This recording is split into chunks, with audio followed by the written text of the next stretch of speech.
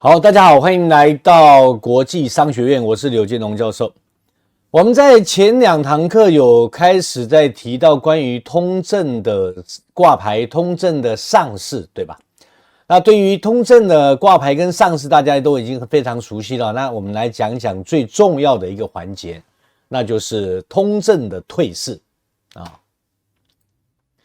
通证退市呢，对于所有的企业来讲是至关重要的一个重点，因为不管是投资人还是消费者，我买了，我投资了，但我的退出机制是什么？没有保障吧？我怎么样退市？退市的规则是什么？没有说明吧？我也不知道该怎么退市，反正它在上面交易，它跟股票不一样。股票是不断的去圈市场的钱，不断的让这些钱再投资，然后成长，再回来，然后你看它股票涨跌，你就知道这个公司到底好不好。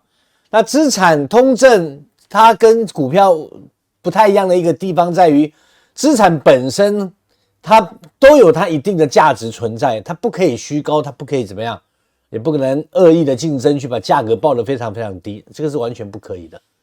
明白吧？好，那我们来看一看今天要讲的通证退市。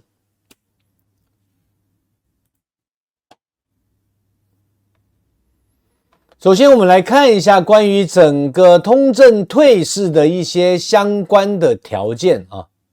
其实退市条件教授大概罗列了一下，整个退市交割的行权约束，退市条件也是行权内容当中需要被约束的一个话题。好，所以也是非常至关重要的一个话题。大家先来看一下教授大概列了几大项这几大项跟退市都是有相当大的关系，也是大家经常在使用到的。首先第一个就是退市的时间就是我要什么时候来退市，什么时候来固定的这个时间段来进行交割根据通证发行公告内容的时间来进行约束，达到行权时间的时候，就好比说我约定的某年某月某日，就还是回到月饼券，如果我们今天发了一个月饼通券，那可能我们在发月饼通券的时候，我们就会发现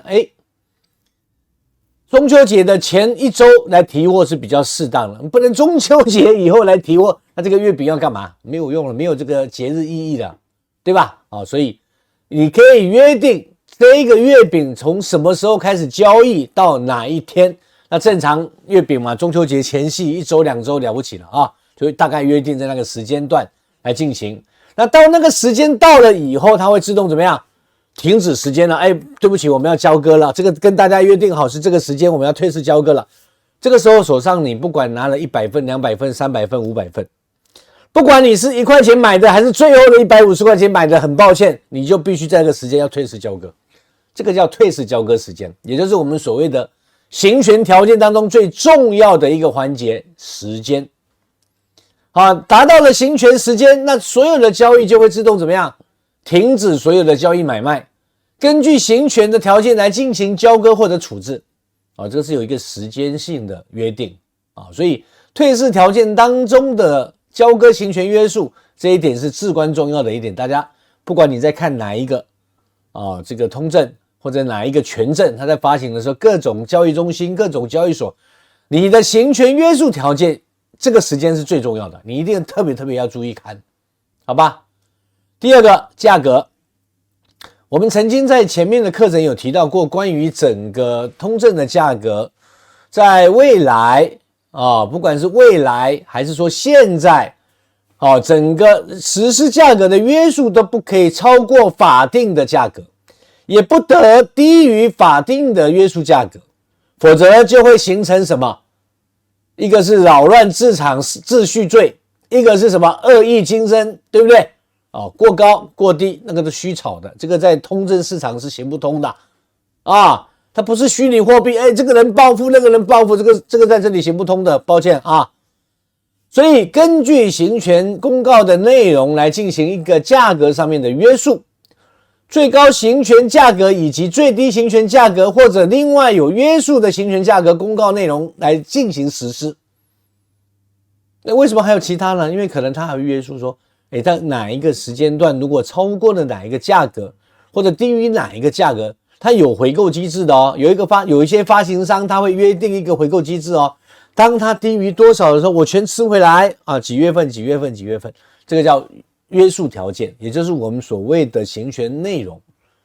好，当然在未完成交割的同时，持有人是有权利，你要收我就给你收啊，不 ，no， 我跟你玩，我不愿意收，我不愿意退给你，也有啊，这种机制上面也有，只是说它在行权内容当中，它约束了这些东西，便于你来买卖的过程当中，你可以了解到啊，这个叫价格的约束，一个是过高，一个过低，然后一个中间的时间差的这个回购机制也有啊，这个也有。第三，违规啊，有一些相关的通证它违规的相关的规定，或者违反了行权公告内容，然后当然这个要有人举报啊，投诉，投诉中心，交易所这个通证它怎么样，跟它的这个行权内容不一样啊，违规了哦，这个你一定要停权调查啊，有这种情况吗？也有。那经核实无误，它肯定会根据不同交易所的一些相关规范，对吧？那根据这些相关规范，那可能我要停权啊，甚至是要什么强硬退市，对吧？那退市他要不要约定这个违规的退市条件？当然要啊，有没有违约啊？违约有没有罚则啊？啊，或者是强制的这种退市交割机制里面有没有约定说退市罚多少啊？都有啊，这个就是很重要的一个退市交割行权约束当中最重要的一个环节。讲了3个东西，一个时间、价格、违规都是最重要的东西。其实今天讲的都是最重要的东西，好吧？好，所以违规的这一些经退市以后，它的处置方案又是什么？这个都要纳到行权约束条件内容里面去的。好，所以通证最主要的其实它是一份公开合约。那大家在看这个公开合约的时候，一定要一条一条的看清楚来。一定要一条一条看清楚来，好吧？第4，约束根据行权内容行权约束内容来实施。就它上市之前，我们在前面那堂课不是讲到了吗？上市之前它是不是要公告？是不是要进行信息披露？对吧？在这个内容当中你要看清楚，在这个内容当中，根据这个内容来实施。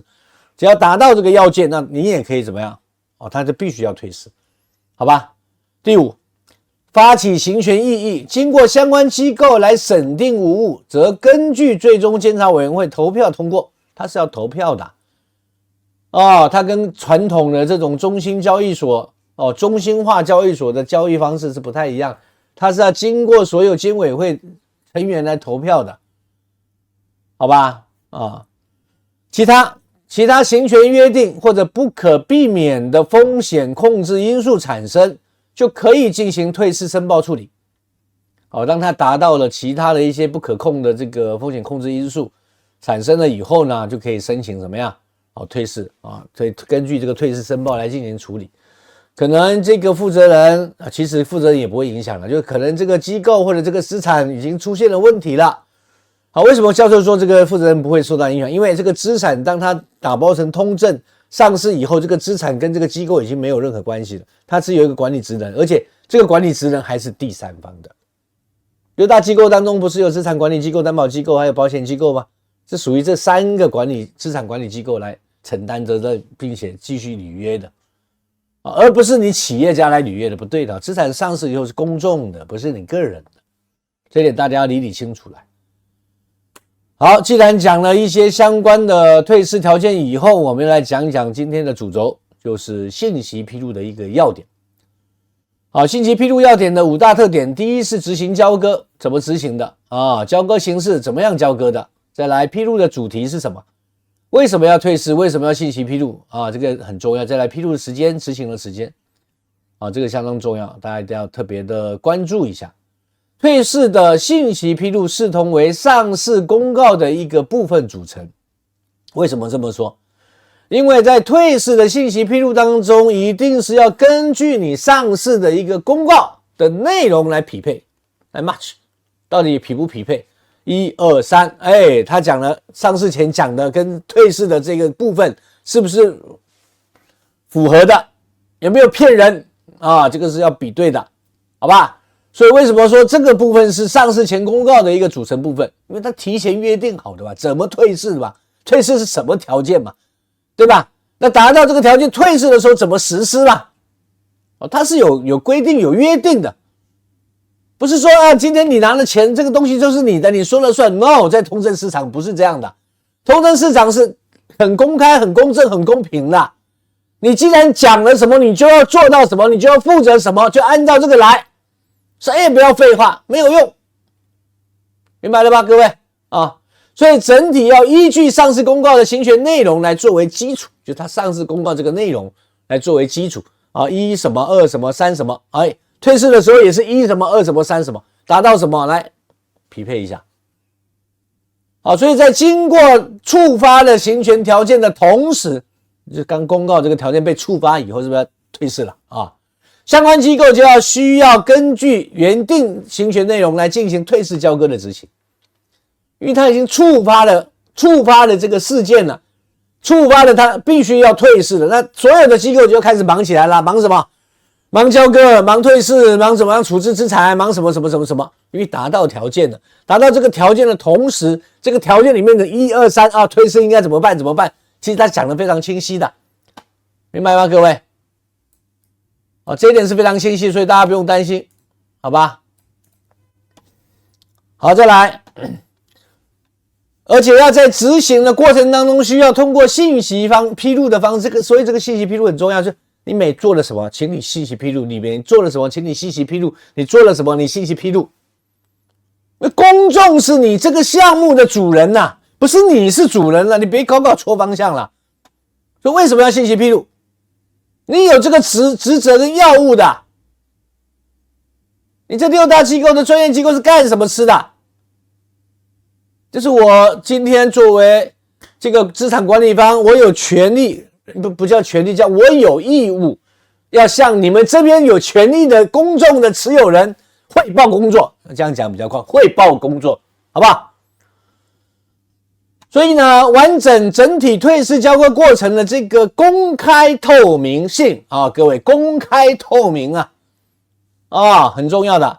所有根据信息披露执行有异议的我们再另外通过审查委员会进行内部审查审查完毕以后，还要经过监委会的投票，通过方案没有异议的继续进行执行。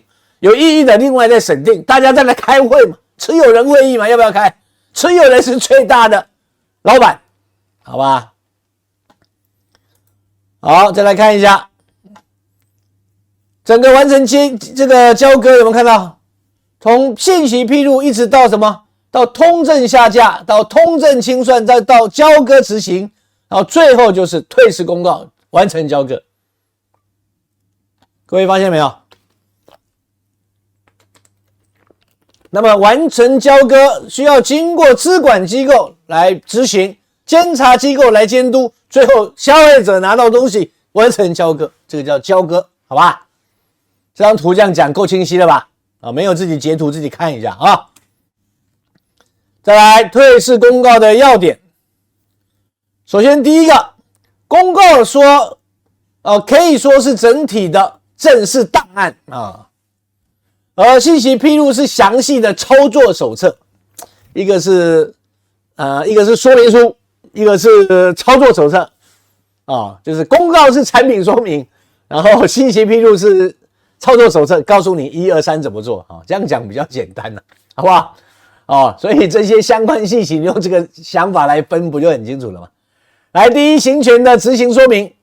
退市公告是基于退市信息披露对外发布的一个正式档案，明白了吧？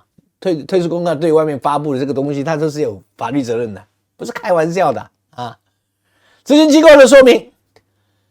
第二，涉及到行权机构的需要提出整体的整个说明以及交割方式，并且列入公告主要说明时间、地点以及交割方式。你资产结束了，退市了，那你这个资管机构你要不要交割给相应的持有人？你不能自己私吞了，对不对？你怎么交易的？你得告诉我们什么时间交给谁，什么东西了，这份报告要出来。这个就是我们整个资管机构要做的事情，懂了吧？来，第三，整个退市的执行情况整体交割完毕以后的主要的那一些情况由各机构自行根据结案情况书来写报告来进行公告。好，每个部门这个东西已经结束了，那你要把这个东西收尾要收干净嘛，你不能钱收了不管事儿，对不对？不行，你得公告，整个退市公告呢要完整的走一遍。好，公开给所有的持有人明白这个东西是合理合法的、合规的，怎么来交割的，怎么来交到谁手上的，谁分了多少，一清二楚的，好吧？这就是整个通证上市退市还有这个整体的说明这些专业课程都讲到这里了，好吧？从下一堂课开始，我们就不讲专业，开始要来讲一些落地化的一些事物后面的课程比较适合的是我们的这个通证专员要学习的东西。你总归要知道我干这个活怎么干，怎么来做吧，找什么人吧，跟谁合作吧。重点是我要分多少钱，你要知道吧？好吧？所以我们的第4堂课也是我们最后的这一些通证落地的这些说明的课程，我们就留到后面再开始讲解。好，那涉及到整个通证呢，基本上的专业概述部分已经讲到这里，就讲到今天就全部结束。好，那我们后面就开始来讲通证落地说明。那么对于整个概述部分还有任何问题的，欢迎在下方评论区给教授留言或者是留到了这个专业的互动会议里面，你们再提出问题来教授会一一来跟大家做解答，包含一些专业机构的专业老师也会跟你们做一些专业解答，好吧？今天的课程就到这里了，拜拜。